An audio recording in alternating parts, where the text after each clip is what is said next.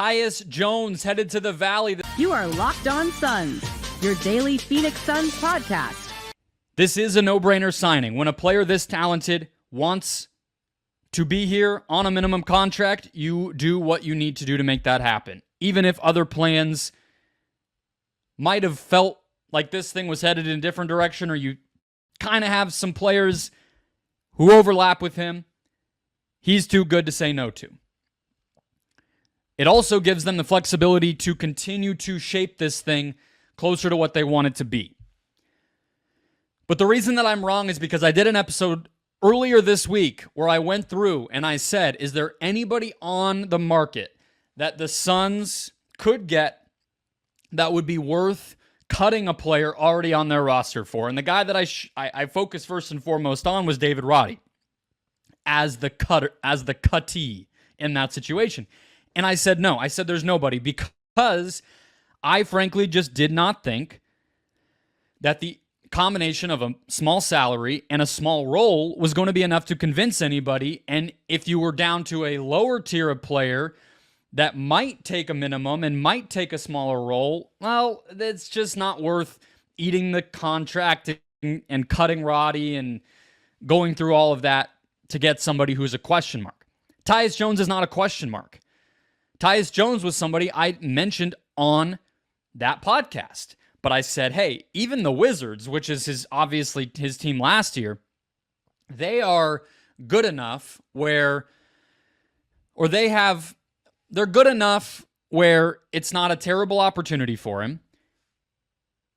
And they have the financial flexibility where they can pay him more than a minimum to keep him as their starting center. And then maybe he hits free agency again next year or something like that.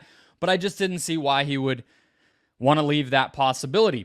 Turns out he had offers from Atlanta and Memphis and maybe Washington, according to John Gambadoro of Arizona Sports, but he chose to come here. And the reason that he chose to come here is because the role is not, in fact, small for him. And in a statement that he released by way of his agency, and then Adrian Wojnarowski tweeted it when he broke the news of the deal, he's going to be the starting point guard here.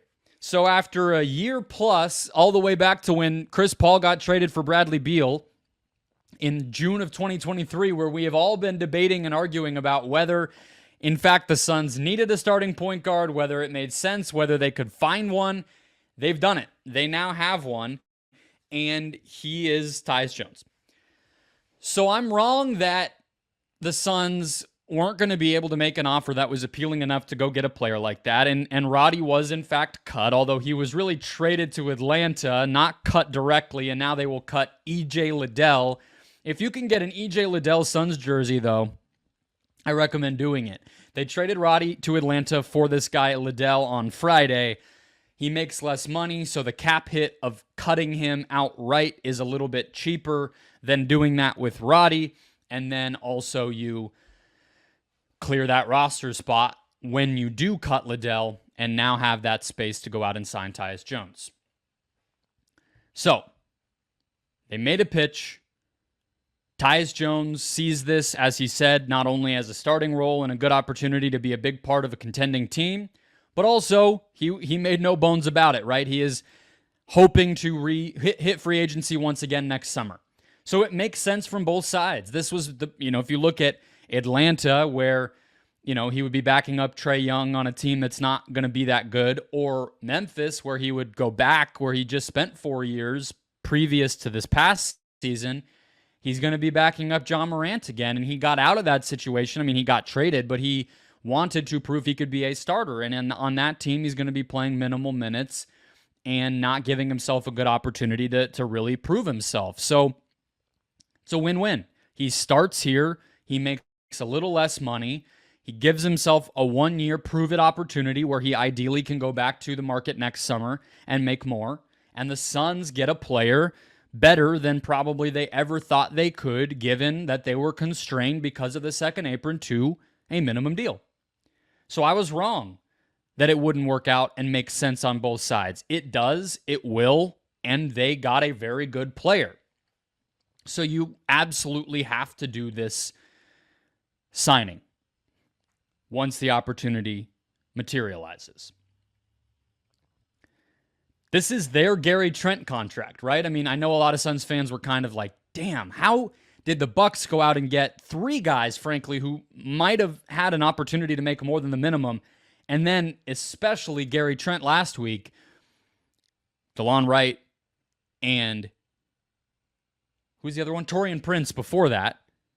Gary Trent last week. What's going on? Why can't the Suns get their guy like that? You know, they got Eric Gordon last year. That was kind of a good example. Well, they just did it, right? You wait long enough. As long as you're willing as a front office and a coaching staff to be amenable to good players who want to come, which clearly the Suns were, I don't think that they necessarily entered this offseason thinking that they were going to acquire a starting caliber point guard.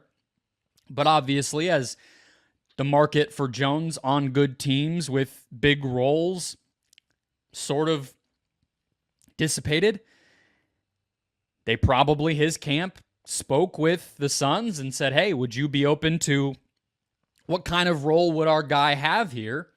And the Suns were flexible on that, and they're rewarded for it. So they get their Gary Trent the same way that the Bucks said, yeah, he'll start here. He's played with Dame. Let's make this happen. Now the Suns get their version of that.